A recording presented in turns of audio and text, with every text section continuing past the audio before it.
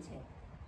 আজকের এই ক্ষণকে এখন ছবি তুলছে বঙ্গমাতা শেখ ফজিলাতুন্নেছা মুজিব।